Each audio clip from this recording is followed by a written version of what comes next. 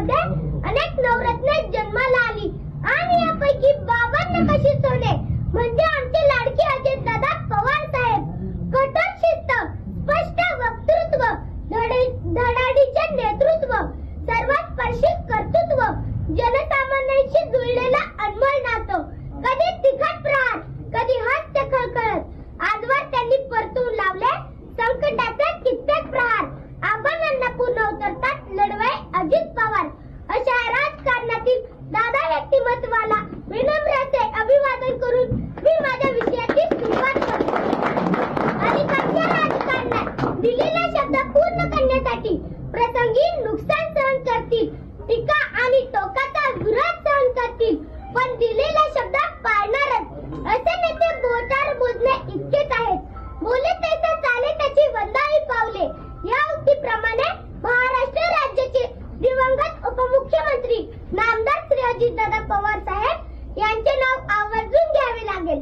प्रशासनावर मजबूत पकड, पक्ष संघटनेवर मजबूत पकड, दिलेला शब्द पाळणारे, पाहतो, करतो, बघू अशा शब्दांना ज्यांच्या शब्दसंग्रहात स्थान नाही, कार्यकर्त्यांची पूर्ण माहिती असणारे, कार्यकर्त्यांच्या अडीअडचणीला उभे राहणारे, जे पोटात तेच ओठावर असणारे, टापटीपणा, स्वच्छतेची आवड, वक्तशीरपणा या गुणांना जपणारे, पर्यावरणाविषयी आग्रह असणारे.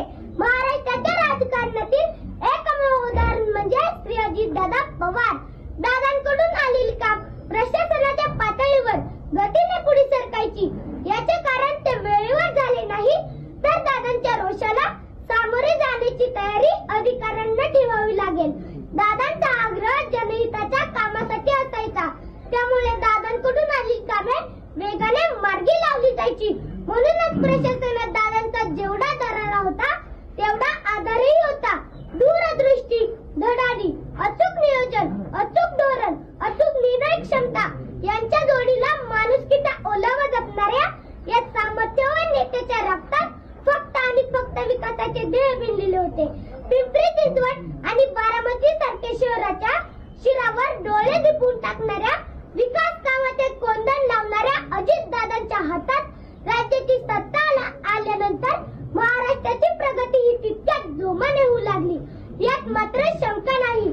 संपूर्ण महाराष्ट्रात दादांना आणि त्यांच्या कार्यपद्धतीला मानणारा मोठा वर्ग आहे. चुकीच्या कामांना दादा परखडपणे विरोध करतात, तर लोक उपयोगी कामात अडचण आली तर त्यांचा परखडपणा कामात दिसतो. काम झाल्यानंतर त्यांचे महत्व व दादांची कल्पक दृष्टी लोकांना समजते. महाराष्ट्रातील सर्वात कार्यक्षम नेता कोण, तर ते अजितदादा पवार होय. सकाळी 6 वाजता कामाची सुरुवात केली, रात्री 1-1:30 वाजेपर्यंत वर्षातील सर्व दिवस सलग काम करण्याची क्षमता असलेला एकही नेता राज्यात सापडणार नाही. प्रचंड प्रवास, दिवसभरात हजारो लोकांना भेटणे, अधिकाऱ्यांच्या सलग बैठका घेणे अशी सगळी कामे दादा तितक्याच कार्यक्षमतेने करत होते. म्हणूनच मी म्हणेन, अशा अनेक गुणांनी संपन्न असलेले माझे दादा एक अद्भुत रसायन होते.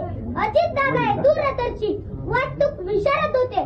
बारामती, पिंपरी चिंचवड अशा शहरांना घडवत असताना सोना ज्याप्रमाणे दागिन्याची कलाकुसर करतो, त्याच बारकाईने प्रकल्पाच्या अंमलबजावणीवर लक्ष ठेवले. या प्रकल्पाच्या भव्यतेमुळे ही शहरे आज महाराष्ट्रात एक नवीन ओळख निर्माण करीत आहे. अचूकता, कलाकुसर आणि गुणवत्ता यांचा मेळ दादाने एखाद्या वास्तूक विशारद प्रमाणे ही शहरी घडवली आहे.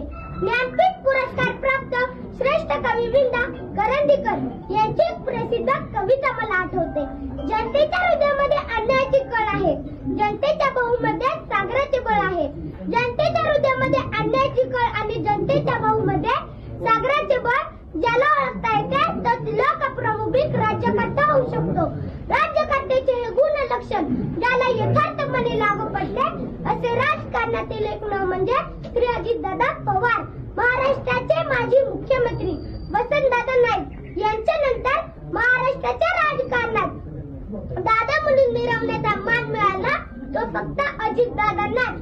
आपला स्पष्ट वक्तव्यपणा आणि सडेतोड वक्तृत्वाने महाराष्ट्राला हलविणारे दादा हे माझ्यासाठी आणि उभ्या महाराष्ट्रासाठी कायमच आदराचे स्थान असतील. आम्ही त्यांच्याकडे आदर्श म्हणून पाहतो. म्हणूनच अजित दादांच्या बाबतीत म्हणावे लागेल, you can love him, hate him, but you can't ignore him. तुमच्यासारख्या आणि माझ्यासारख्या असंख्य व्यक्तींचा आदरवड असलेल्या दादांना माझ्या शब्द रूपातील श्रद्धांजली मी पुढील काव्यात व्यक्त करतो.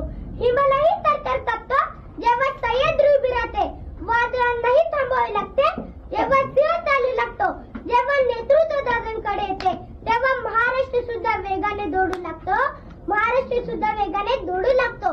जाता जाता एवढेच म्हणेन, बलशाली व्हा महाराष्ट्र नवा, अजित दादांचा मुख्यमंत्री व्हावा. या माझ्या स्वप्नप्रमाणे महाराष्ट्रातील दादांवर प्रेम करणाऱ्या तमाम त्यांच्या मनातील अर्धवट राहिलेले स्वप्न मनाशी कवटाळून तुम्हा सर्वांचा निरोप देतो. जय हिंद, जय भारत, धन्यवाद. नवनवीन घडामोडी पाहण्यासाठी स्टार महाराष्ट्र न्यूजला सबस्क्राईब करा आणि ताज्या बातम्यांचे अपडेट मिळवण्यासाठी बेल आयकॉनला प्रेस करा आणि परिपूर्ण बातमीबरोबर रहा, इतरांपेक्षा एक पाऊल पुढे.